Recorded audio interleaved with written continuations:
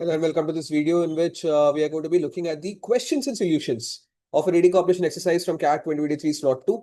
We have discussed how to read this passage, what information we are supposed to take away. We are supposed to take away from this passage after finishing reading it for the first time in a previous video, the link of which I will be putting on the description of this video. So you can check that first. Check that, then watch solutions. Also, before looking at the questions and solutions, as usual, I'm going to encourage everyone to attempt the RC exercise yourself. Only then watch this video. Do not watch this video if you have not yet solved the exercise entirely yourself. Right, so assuming that you have watched the previous video and you've read the passage, then with that understanding, let's look at the questions one by one. So first question says, based on the information in the passage, all of the following are true, except. Let's start with option A. A says European television productions have the potential to become global hits. So European television productions, the passage talks about television productions as being or having more local quirks and how they are much more successful than Netflix shows. And Netflix shows are the ones which are becoming global hits. So maybe this might be the correct answer because this thing might not be true because they're asking us to find all of the following which are true except. So I'll hold on to it. Let's read B. B says only half of Netflix original programming in the US now produced in America. So let's go back. Let's see if the math is mathing or not. So in this highlighted sentence in the second paragraph, it says in 2015, about 75% of Netflix's original content was American. Now the figure is half. So half of the content is American. And this is saying only half of Netflix original programming in the US now produced in America.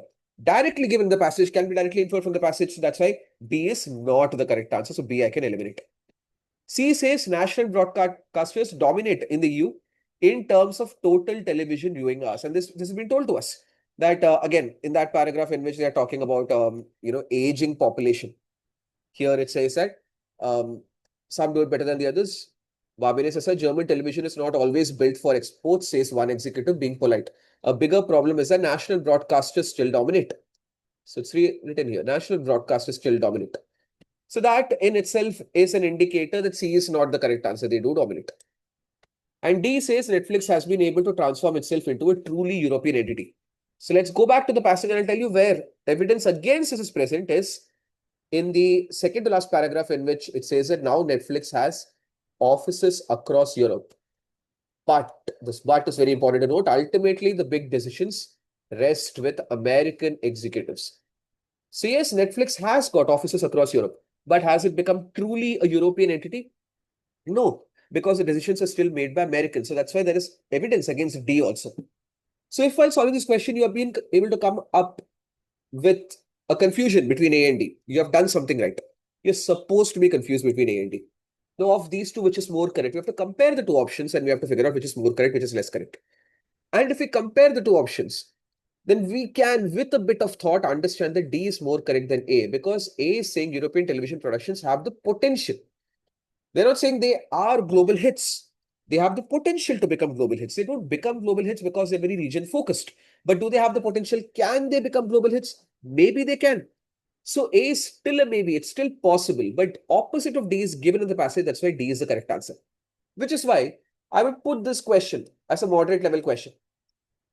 But you should come down to A and D. If you're not confused between A and D, but between some other couple of options, then the solution or your way of solving the question is not correct. So that's the answer to question number 1. D is the correct answer. A can happen. And that's why A can be true. Although it's not something which is absolutely true and you can immediately eliminate, but A can be true. They have the potential, but they have not yet become global hits. Right, let's look at number 2. 2 says the author sees the rise of Netflix in Europe as. I think it's a very simple to answer question. So the rise of Netflix, the author believes that is going to help Europe come together. That's the primary conclusion that the author is making in the entire passage about Netflix's success because of dubbing. And there's only one single option. I don't think I even need to eliminate the remaining option because the author is talking against option B. The author is not talking about an entertainment gap anywhere. It's not talking about economy at all. It's talking about Netflix shows being a unifying force and bringing Europe together, helping them make decisions together. That's why I think 2 is an easy question for sure. Everyone should get a question like question number 2 correct. Looking at 3, 3 says which one of the following research findings would weaken the author's conclusion in the final paragraph. So first thing is we have to understand what is the author's conclusion in the final paragraph.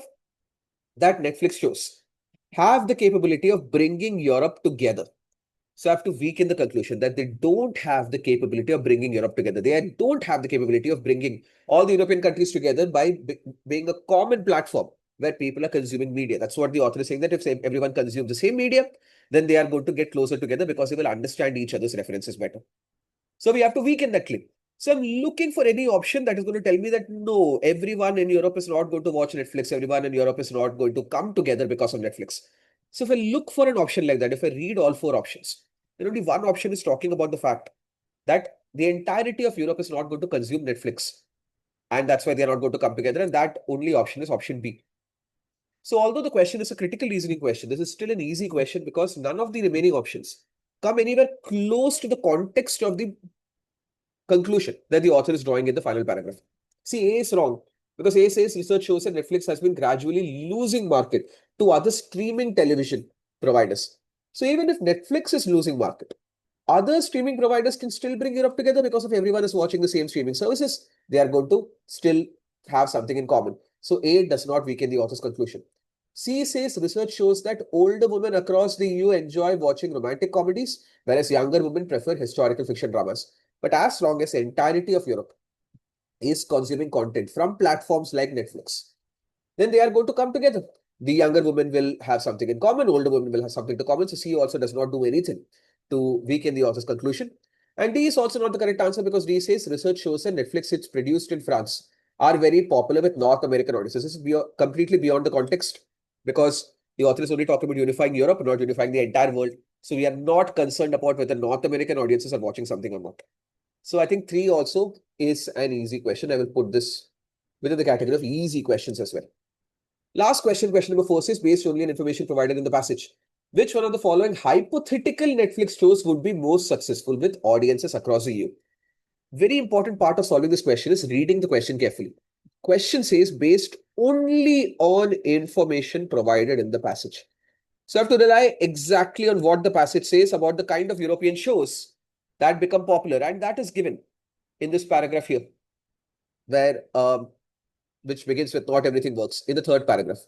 Comedies sometimes struggle. So comedies will not be successful is what the passage says. What succeeds?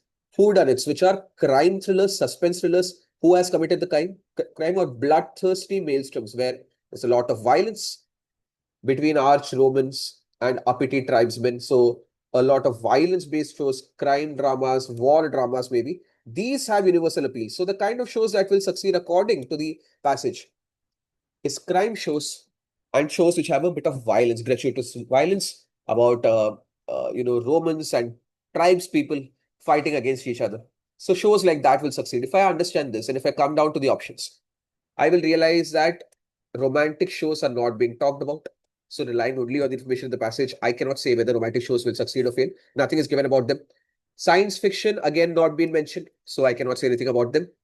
C is murder mystery, which is a whodunit. So murder mystery drama set in North America, so North Africa and France makes sense. So C may be the answer. D is an Italian comedy. Comedies will not succeed. That is given in the passage directly. That's why the only correct answer, according to the information given in the passage, is C. So that's why only C can be the correct answer, which also puts this question into an easy category for me. But of course, answering this question depends upon our understanding of the words like whodunits and maelstroms. So if we don't understand the meaning of maelstrom or whodunit, we might be a bit confused. And this North Africa is given in order to throw us off. Right? You might think that, but the passage is talking about Europe, it's not talking about North Africa, but that is not consequential. So if you get confused like that, then I can understand sometimes you ignoring an option like option C. But if I feel that if you read the question carefully, remaining options are very easily eliminatable. Only possible answer is C.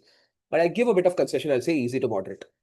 I think people who think that their strength is a VRC section, they're going to score really high in VRC section. This is an exercise where you can score 4 out of 4. All 4 you can get correct. That's very possible. With a bit of thought, you can get question number 1 correct. And I think 2, 3, and 4 are pretty simple. For people who struggle a bit with VRC, I would say that 2 out of 4, 2 to 3 out of 4 is an okay kind of a performance. I think 3 out of 4 is very, very achievable in this passage. Overall, although the passage is of a moderate level read, overall, I consider this exercise to be an easy exercise as far as RC exercises in the CAT paper is concerned. All right, so hope this was helpful. Thank you, and please do watch our remaining videos as well to get help across topics of VARC, LRD, and quote. Thank you, guys.